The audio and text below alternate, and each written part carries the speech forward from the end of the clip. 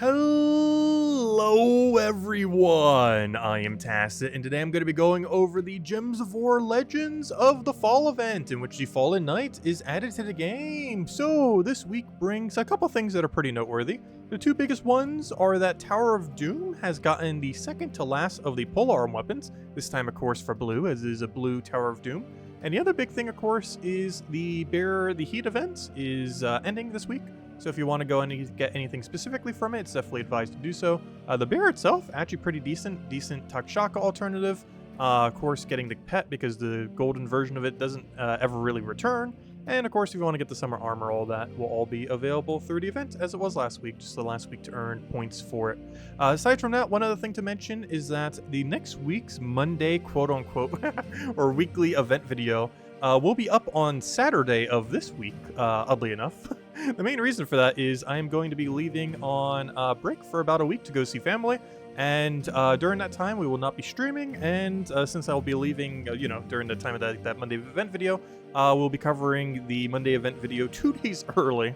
Obviously we won't be covering some things like Soul Forge and stuff like that, but as much as we can cover, we'll try to cover before we end up going. And then the Mythic that's coming out next Friday, I will simply just cover either that Saturday or Sunday afterwards. So just the weekend after. So still be during the actual time of obtaining it. But just a heads up, as we will have a little bit of delay on those. Well, I guess the one's coming out early. The Mythic's one's technically the one delayed. But anyways, let's get into things. So as far as this troop, it is pretty useless, though I do actually use it for one of the teams, just because the low rarity team could benefit from its barrier. For one of the specific emos, I think I use it for Underspire this week on low rarity. But anyways, if you want to stock up on brown blue arcanes, best time to do so at only 200 glory each. As far as the troop itself, it barriers a random ally for every ghost gem on the board, which, if you keep the ghost gems on the board, I guess isn't too bad. That's a 4 times barrier for 13 mana cost. It's just if you compare it to things like Dragonian Monk that can mana accumulate, gain extra turns, still 4 times barrier, and stuff like that, and then you compare it to this with no follow-up at all other than just gaining a small amount of armor with no boost ratio for that armor, just not really that useful. If you had to use it, like, you can, but you're never like shoving it on your team because you want to. It's only going to be because you're under some kind of restriction, and it just happens to be one of the things that can barrier you. Aside from that, it does have its own way of creating ghost gems, though it is very inconsistent, only 15% per turn, though of course this does stack if you use multiple on your team. And beyond that, I guess there's a little bit of score reduction to go with this armor, but ultimately, pretty bad troop. There's way better barrier options out there, especially for early game players. There's things lower rarity than him that can barrier better overall than him. So a little bit weird that he's such a high rarity. You'd kind of expect this to be like a rare or something, but no, he's all the way up at epic. But yeah, overall, not really worth using unless you absolutely have to for tank ability. Anyways, other things. Event key drop table. This is for Sword's Edge. Sword's Edge has 1.5 billion troops. I believe it's the highest of any kingdom at this point. It has been 30 starable for a while, so we'll see if that ever gets a new system at some point, which of course can give you armor. There's a few other locations that you could go and upgrade, but this was the first one, so I figured why not. It is an armor upgrade, obviously that works for things like Tesla and stuff like that, but if you do want to reach 20 star, 10 star, any other milestone, even 30 star, it is among one of the easiest kingdoms in the entire game, at least at this current moment in time, in order to get to 30 stars, so worth considering. Anyways, as far as the actual drop table is concerned, everything that you see here, except for the following, are available from Sword's Edge. So the 5 faction troops, which are from the Crypt Keepers, are not in drop table. The I will find it. Where's the other thing? I know there's more than that. Is there not more than that? Never mind. It's just the 5 faction troops. Oh wow, that's actually kind of convenient for once. Yeah, only those 5 faction troops are not in the event key drop table. Everything else that you see here is. Is it worth opening event keys this week? Probably not. It is a very underwhelming overall set of troops that don't have too much synergy with each other. Some of the main things, I guess, would be Queen Jezebel. Really good option if you need her for some of the restrictions this week, most notably Underspire, as she might be one of your better Underspire options. Sir Quen Hadley is probably the absolute must-have to get a copy of if you don't have any yet. He's 50% mana start to all knights, most notably used for Guard's Avatar, but can be used in pretty much any knight team, but is most notable for Guard's Avatar quick kill teams that essentially makes Guard's Avatar into Rowain, as far as be able to quick kill. We've run this mostly on Tuesday faction events on various times. Most notably whenever you have access to brown, as it will give you, or yellow, as it will give you access to both Guard's Avatar and Sir Quen Hadley, which have really good synergy for the game mode. Beyond that, he's not used too much, but out of all the double converters, he's not that bad. Purple to yellow, green to skull, and double poke. which can also end up killing an enemy before you end up poking it too. You don't get to choose your target like Sakima, as is 2 random enemies, but it's 2 random enemies, which does allow you to double tap if there's only 1 remaining, and can end up clearing out one that's weaker in order to skull spam forward, though it is random, of course, if it does or does not end up doing so. Mythics are pretty underwhelming here, with the best of the 3 probably being Champion of Anu overall, mostly due to its final trait combined with its ability being not too bad. Having 2 or 3 of them can be really useful for some game modes. I don't think I showed for one of the teams just because a lot of people don't have it, but I'll probably be running the blue weapon that we got this week from Doom event, which is by far the best thing we got this week, combined with 3 Champion of Anu. This is an extremely expensive team to run. However, if you pretty much have it, if you go lucky or unlucky on event keys, it is pretty good for Sword's Edge related events, even night restrictions potentially, as you have a lot of damage and you're gaining 3 magic to your weapon every single turn that's already doing very substantial damage, and it's a pure blue team, so it has perfect synergy with it as well. But overall, I would say pretty skippable, unless you're looking for Surquat and Hadley, Queen Yezil to make some of the events easier, or to get Sword's Edge to a specific milestone like 5, 10, 20, even 30 if you're getting close to maxing all the way. But beyond that, probably not worth opening event keys and to save them for a later week. As far as the guild-related event, we've mentioned it a couple times, we have ourselves the good old Tower of Doom. 100%, if you have it, spend 500 gems this week in order to go get the weapon. It is way better getting it here than in Soulforge, plus there's something else you're going to want to craft this week in Soulforge this week. But as far as this weapon is concerned, it is a pretty standard polearm, like the weapons we have been getting. We now have this for every single color except for green? Why do I forget what color it is? I literally went over this last night, and I already forget what color it is, but we're only missing 1 color at this point. We now have blue. So we'll begin the next one next month, and then going into August, we'll have some new category of Doom weapons. Hopefully good, because this category has been pretty fun. It's basically pre-nerf journey troops. Not quite the same, but pretty close. Deals a bunch of damage to the first 2 enemies, plus 2 per temporary level, so up to 20 additional damage to both of them for 40 total extra damage. And then it creates a bunch of blue gems for each blue ally and enemy, which means if you have a pure blue team, you'll be creating 8. If the entire enemy team is also blue, that's 16. Even if they only have 1, that will be 10, assuming your team is pure. So overall, not too bad. Not the greatest for gem spawn, but in a scenario where you're a pure blue team and they're a nearly pure blue team or a completely pure blue team, definitely gets a lot of value in those situations. And also, if the enemy has a Doom, you also gain a random status effect. Keep in mind, using this weapon is required in order to, well, for one, win quickly. This is a pretty good weapon. You'll be using it a lot this week, including for Underspire as your main weapon. But you also get 2x score for simply having it on your team. Technically, this only has to be done on a Doom fight, though it is advised just to use on every single fight, plus this will probably be your primary damage source anyways, based on what exists within the kingdom. As far as per usual, it's the same thing as it always is. Just report back to your guild what all the better rooms are, and then go and take them. You want to do this in order to minimize how many sigils you use. In this game mode, you do use 1 sigil per battle that you do, so it's not like an entire floor where for 1 single sigil you can do them all. So you only want to be doing the good ones. Fireballs, heroisms, unlocks, powers, luckies, anything that you want to go get for your guild.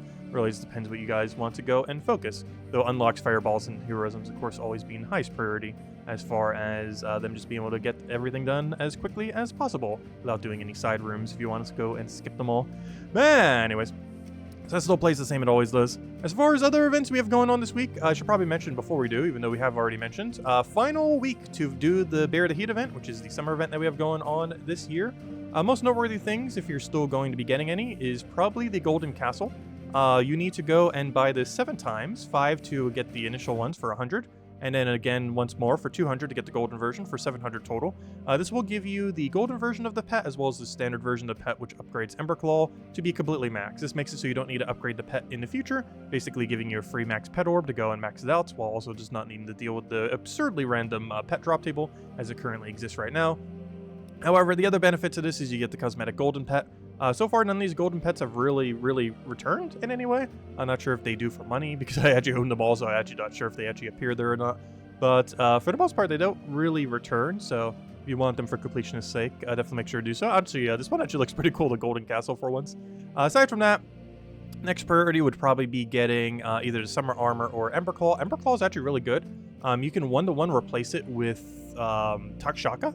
It is weaker than Takshaka, but effectively does similar. It gives you a ton of on-turn mana accumulation, though overall will be less than what Takshaka can do, more often than not, as it's a little bit less inconsistent at actually matching. And it also has a double true damage poke, similar to Takshaka, though it does do substantially less extra turn rate, as well as substantially less damage. But if you need a budget Takshaka, if you don't have any, if you've been wanting to use it, that's basically Emberclaw. He's a low rarity. Well, he's a legendary. But, during this event, he's pretty free to get. But he's just a low rarity option, or at least lower than a mythic, of be able to do Takshaka build. So definitely worth considering, especially if you currently own 0 Takshakas. And you get 3 copies too, so that's all the copies you ever need for it. And then you just throw a blue orb on it, and boom, you get a max. Aside from that, the only other thing you might want to consider getting is summer armor. So far, these have been returning every single year. We don't know for sure if they will, but so far, all of them have. So I assume into the future, they will just keep recycling, and we won't have a new one here. So if that's the case, it's probably pretty low priority unless you just really want it for cosmetic sake, as you'll probably just be able to get it again next year if you're running low on points. So pet highest priority, then probably Emberclaw, then probably summer armor. And you can also go for Orb of Power, as it's only about a couple hundred gems for a Orb of Power if you've been keeping up with all of it. However, it is not anything unique. Similarly, even though Emberclaw is good, it is not actually unique. You will be able to get it in about 2 months' time. Generally, about 4 to 6 weeks after the event, you'll be able to get it in the Glory Gem Guild and VIP chest drop table, which basically means by the time we get the August, and definitely by the time we get the September Mythic, you'll be able to go and just passively get this thing while trying for like the September Mythic and other future Mythics when they come out every single month. So not too high of a priority at this point. I would say go for the pet all the way. Anyways, but definitely make sure to be doing that every single day, as it is one of those events that you can lose points by not keeping up with it. Aside from that, other things that we have going on this week. This Tuesday, we have ourselves the faction event for Crypt, which is red purple restriction. Wednesday, we have ourselves a yellow pet for Yellow Surge. Thursday, we have ourselves a class event for Knight. Knight hero class, among one of the worst hero classes in the game, though it is the only hero class that counts as a Knight. So there are some very, very niche things, particularly on this week, where you might end up using it, but for the most part, it's pretty underwhelming. And this Friday, we have ourselves an arena event, aka no events. And then on Saturday, we'll go cover the weekly video for the following week. But anyways, aside from that, weapons, there's something good there, but let's go over troops real quick. So as far as troops, I believe there was no good mythics. I guess Sakurax. Sakurax really situational. He's good. He'd be really good if there was an absurdly good HP boost ratio troop in the game. There are a few that are average, but compared to armor boost ratio, just not the same. It doubles a chosen mana color and then creates additional 3, basically like all of the trolls that do it for only 12 mana. However, the main benefit of him being double the mana cost is, well, for one, he has 1 higher mana, but he actually gets to choose which one he does. This can be very beneficial because the one that is the absolute highest on a current board state can, of course, change. If you're running something like Forest Troll, which always doubles green, and there's only 7 green on the board, but there's something like 11 blue, you're forced to have to double the green. Whereas this, you double basically either blue, brown, or green based on whichever one is most populated. So you're not restricted like some of the other ones where if a gem gets denied or something similar, it won't really be able to do too much. Sakurax will always have an option. Even if it doesn't do it on one of these 3s, you can still do the other 3 colors. Of course, it won't feed back into itself, so you ideally want to do it on one of these 3. But he always has some kind of option to get an absurdly high amount of mana, as any given board state on average generally has at least 10 or more of a single gem. And while that might not be the most ideal gem, the amount of mana accumulation you get back will be really nice. And this synergizes really well whenever you have another mana accumulation on the team, particularly if it does inverse colors of him in any way, like a Divinia, for example, which covers yellow-red or anything similar. That can end up covering all the colors that he doesn't. So when he doesn't have an option that or one of these 3 colors, he can simply do the other color and still get all of the mana accumulation rolling, as he will need a way to get back into his mana if he himself is not feeding back into himself. The main gimmick of him, on top of that, is that he gains a bunch of life to all other allies. Obviously, this only really keeps you alive if you don't have HP boost ratio. However, on teams that do benefit from HP boost ratio, this can end up stacking a lot of damage. Most of the use cases for this in the current state of the game are really slow, but keep an eye on it, as in the future, we might eventually get an HP boost ratio troop where this becomes the meta, where you just run like something like Hero with Wand into whatever the new troop is, into Sakurax, into like Leprechaun or something. It's definitely a team that can be very strong into the future, and there are still ways that you can use it in the current state of the game. It's just not ideal compared to what the quickest possible options are at the moment. But definitely a troop to keep an eye on, as he will eventually be really good, whereas right now he's just kind of average. Anyways, as far as weapons, I've been mentioning there is a weapon you want to get, and it is the Blade of Nefertani, as some of you may know. Of course, there are 2 weapons you always want to be keeping an eye on as far as getting all their components. Those 2 weapons are the Ruby weapon, which you end up needing an event for Dragon's Claw, Broken Spire, and Blighted Lands. I believe we've only had one of those 3, and this weapon is still money locked, oddly enough. However, one that isn't is the Duskbringer. Duskbringer has had all these rotate many times before, and one of them is now back. It is for Droxzoom, Drifting Sands, and of course this week, which is Sword's Edge, which is this weapon right here, the Blade of Nefertani. Blade of Nefertani itself is a pretty useless weapon that you're never going to use. However, you always want to be getting the 6 components that you need for these future weapons, as they are on a rotational basis, and if you're going to wait until you want to get the weapon to go get these, it could take about a year for them to rotate, so you always want to be getting all of these components way in advance. So whenever they pop up, definitely make sure to get them. And in this case, Blade of Nefertani. It's pretty cheap to get, so definitely advise getting it.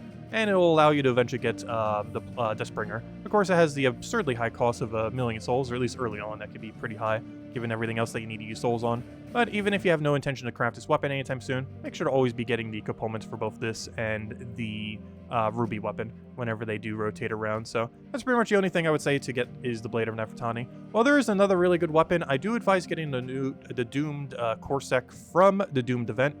It is best to overall value to spend 500 gems towards that event than it is to get it from Soulforge. Or you can opt in and get it through Soulforge if you so choose. I do advise getting it through 500 gems through the Doom event, and just trying to scrap together those 500 gems this week if you don't currently have it. Either from opening vault keys from the last vault event, or simply just doing dailies, other similar things.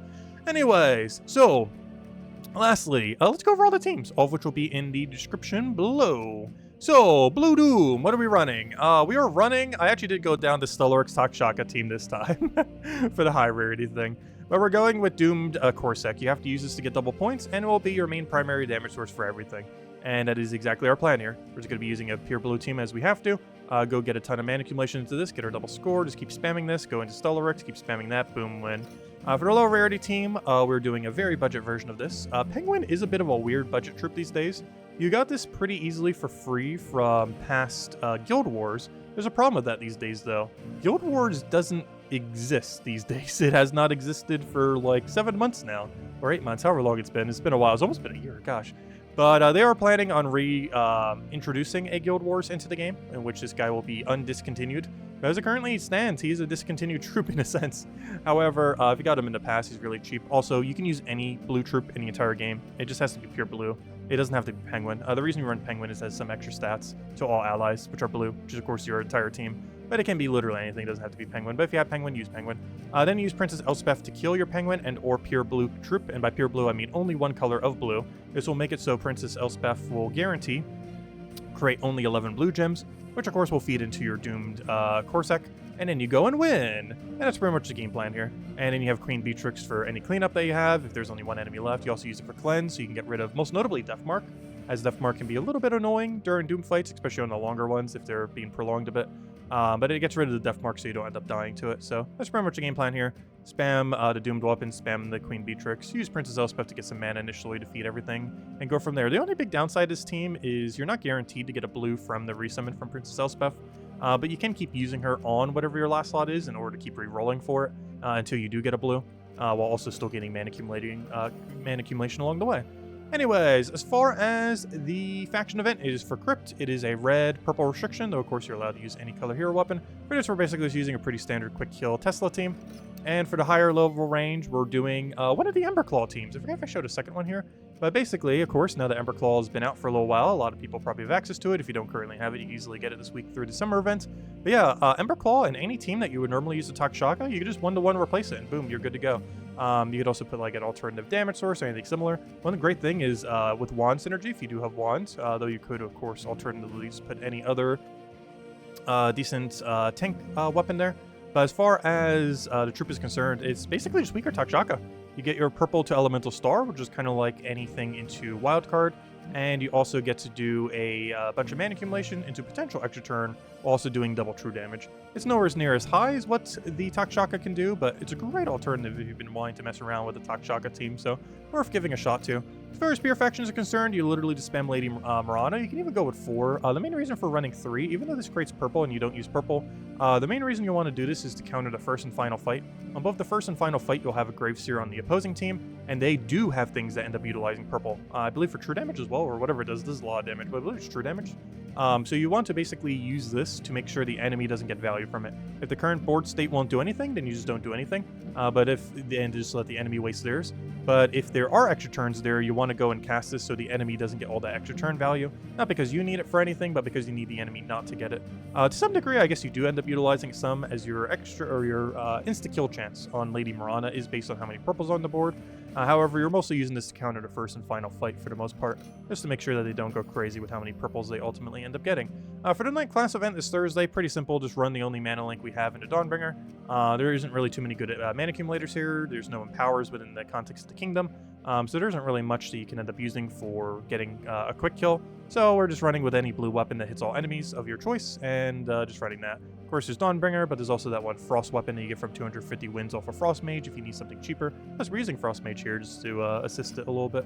Anyways, as far as the Underspire team, for this we have to use a pure Swords Edge team, which includes Swords Edge weapon, which means we will be focusing once again on the Doomed Corsac. You do not have to use Doomed Corsac for the Underspire this week.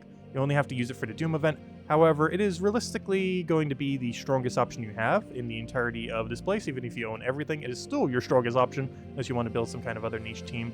But my plan for this is running 3 Champion of Anu into the Doomed Corsac, but assuming you only have one, like a normal person, and not getting absurdly lucky on it, you would basically just run Queen Isabel in order to get a bunch of mana accumulation. But if you do have some spears, the biggest benefit of this is it gives extra stats to all of your troops per turn of 1. So, of course, it's only the blue, but your whole team is going to be blue. So if you have 3 of them, that's up to 3. So even with 1 or 2, that's 1 to all stats, 2 to all stats, it definitely adds up. And will give you a little bit more damage on your already main damage source of the Doomed Corsac. And of course, the whole team is blue in order to go and synergize with this being able to go and do more mana accumulation. Next, we have ourselves the lower rarity team, which we go for elementals just to tank up. And this is actually where we use the new Fallen Knight. It's the only thing we really use them for this week. You could go with Triple Lance Knight like we did for the other team, but this is mostly done because, unlike the Thursday class event, the difficulty of Underspire does actually get to the point where it can kill you, and we're basically just doing this to make sure our team doesn't die. Eventually, you will end up creating enough Ghost Gems where you will be able to bury your entire team every time you cast this, and this could be a good way to offset your barrier on Brown from Elementalists, which I don't even think I have set right now. It's set to Submerge, but of course you can set it to barrier on Brown. Submerge is more so ran on it for PvP, whereas barrier on Brown, of course, for pretty much everything else. But we're basically just spamming this weapon. Same strategy as before. Just spam this weapon until you win with a pure blue team. And the Fallen Knight is just to keep you alive. Lance Knight is just here literally for its blue link, though you can use it for a little bit of mana accumulation. And just keep spamming this weapon until you win. You could opt to try to put it into a safer location, like doing something like this. Or sorry, doing something like this. However, just putting up front so you can go tank and get the full value is probably going to be overall best. Because if you're losing your hero at any point, you're pretty much just losing the fight. So you might as well just go all out with it and go for maximum damage source. Anyways, next we have ourselves the... Oh yeah, we kind of already showed teams for this. I mostly just put a bunch of Ember Claws here to kind of show that, yeah, you can just go all Ember Claw. You can do 3 Ember Claws into whatever your best damage source is, stuff like that. So if you got an Ember Claw from the event, you can literally just do it to complete the event. One of the few times where the holiday event, you can actually use the troop.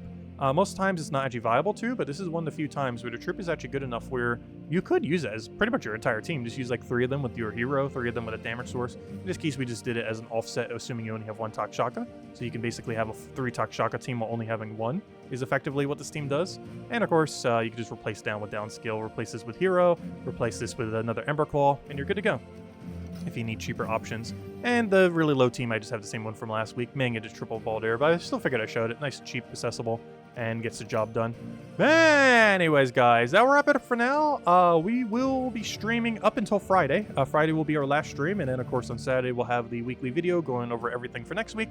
And then we'll be gone for a week where we'll have no videos, no streams, and then we'll be coming back pretty much a few days after 4th of July, after the holidays, seeing family and everything like that. But anyways, guys, I hope you all have a wonderful, wonderful week, a wonderful upcoming holiday, and I will catch you guys later. Goodbye, everyone, and thanks for watching.